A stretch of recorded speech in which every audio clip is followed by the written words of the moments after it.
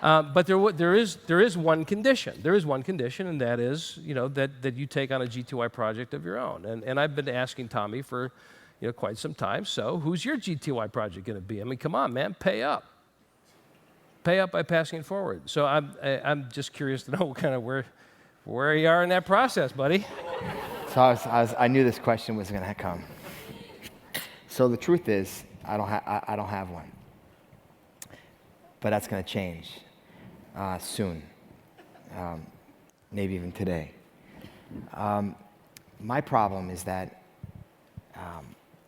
I've had such a perfect experience being a recipient of a GTY mentor that I have such high expectations of what I want to find in someone, the work ethic and the tenacity and the gratefulness and the purpose and the authenticity.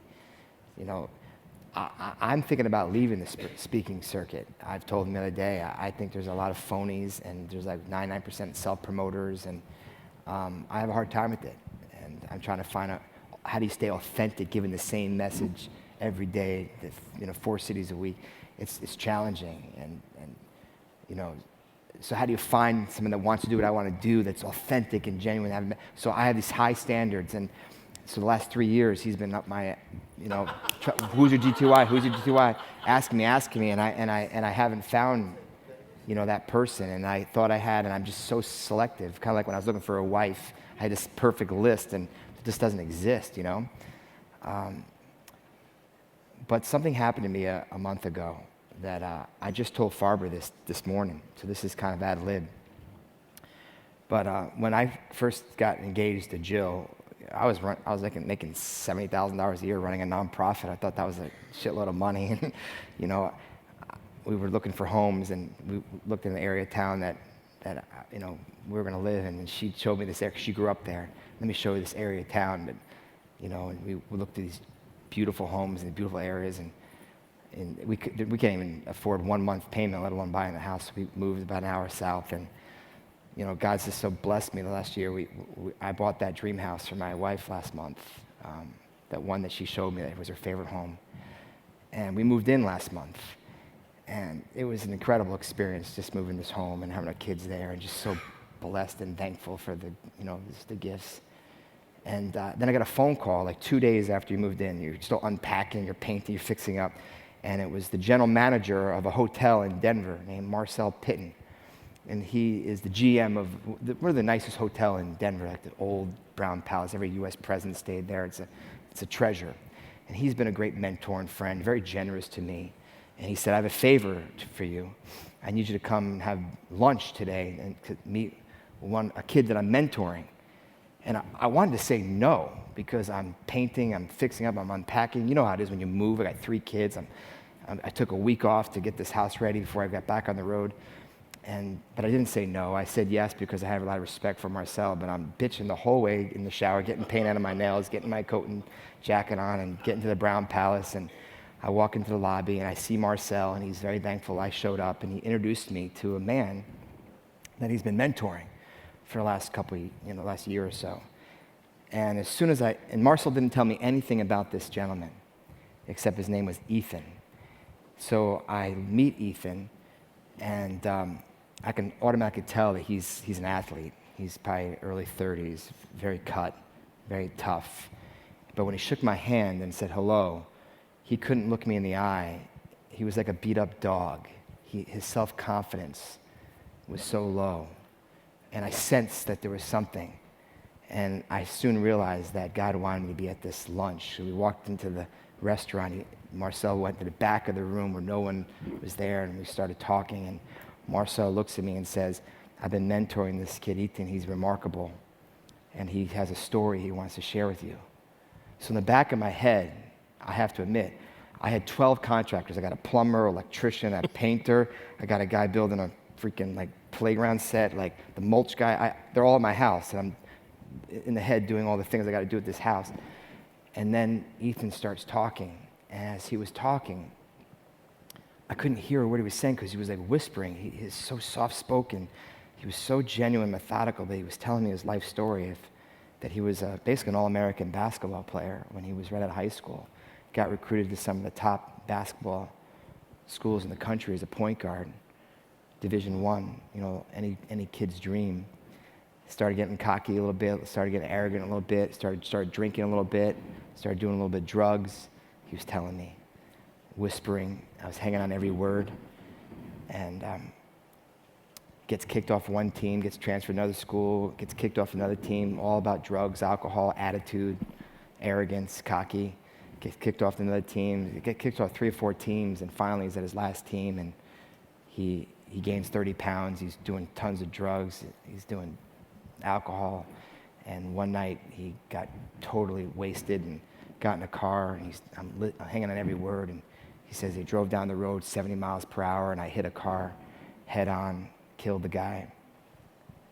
And automatically I forgot about my landscaper and all the things at home, and I'm just listening. And the way he was talking, he was so beautiful. He was so authentic. He was so genuine, and that could have been anybody. And I've just got tears in my eyes listening to this guy's story. And he said he woke up, blanked out. He didn't remember anything. Went to the hospital. Nurse told him that he killed somebody, and he got sentenced to 10 years in prison. Served his time, got out a little early of good behavior. Been on parole with an ankle bracelet for the last 5 years. Went to Johnson & Wales University, got a degree, graduated top of his class. 2 days later, I did the research. I called the president, because I used to be on the board of directors of Johnson & Wales, and Betty Matowski, the president of that school, was 36 years. She gave 6 presidential awards in 6 years. She just retired this year and gave this Ethan kid the presidential award. She told me that he was his greatest student. So here's a kid that got out of prison, second chance.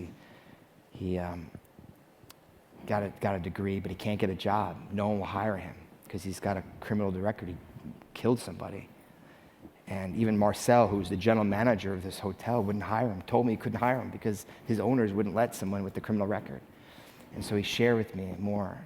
And as I kind of peeled back the onion and started asking him questions, he talked about the guilt he has and the sadness. He's tried to contact the widow over years, and she wants nothing to do with him. Matter of fact, she has a restraining order on him because no letters, no phone calls. She doesn't want to forgive him.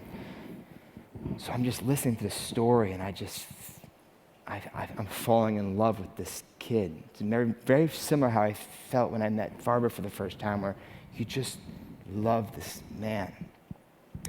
And I got home that night, driving home, and I was telling my wife all about Ethan, and I was just crying. I just felt that God wanted me to be in his life. So I invited him to a ball game, took him to meet my kids, and went to ice cream with my kids and spent time with them. And he shared with me that he wants to get in the speaking business, that he wants to share his message of drunk driving and drugs and alcohol and choices and redemption and forgiveness.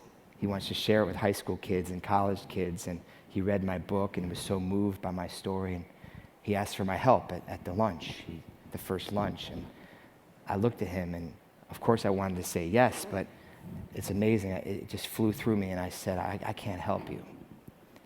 And he said, why? I said, because you haven't forgiven yourself. He says, I haven't. And I said, you're forgiven. That woman might not have forgiven you, but you're forgiven. And you got to forgive yourself, because if you're going to change lives and tell your story, you got to forgive yourself. And no one ever told me that. So I run around the table, I gave him a hug, and I said, you're a beautiful man, Ethan, and you touched my heart. And thank you for sharing your story. And I built a great relationship with over the last 30 days. And then when Farber told me I can come speak here, he said I could take one free guest. So I invited him, and he's sitting in this room. And he's my GTY project. Ethan, right here.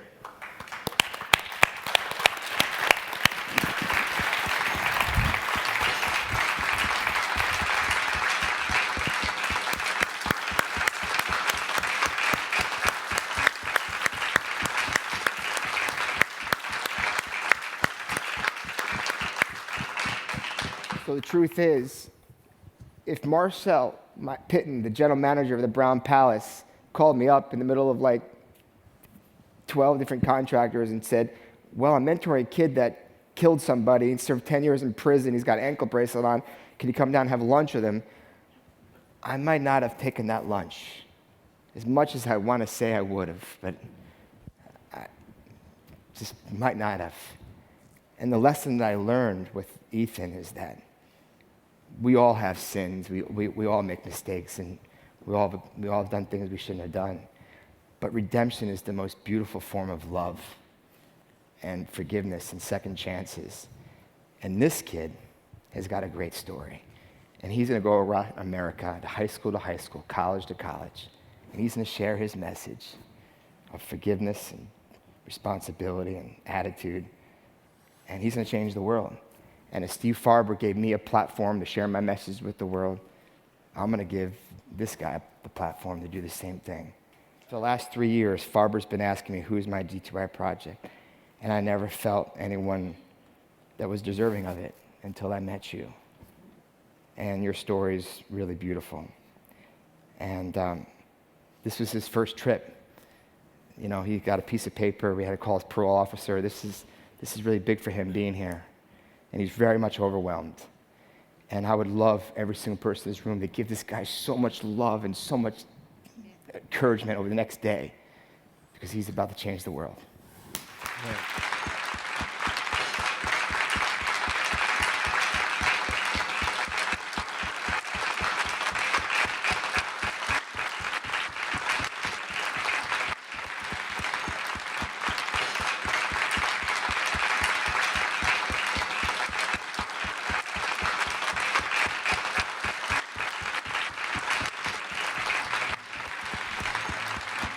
Wow, where do you go from there, really?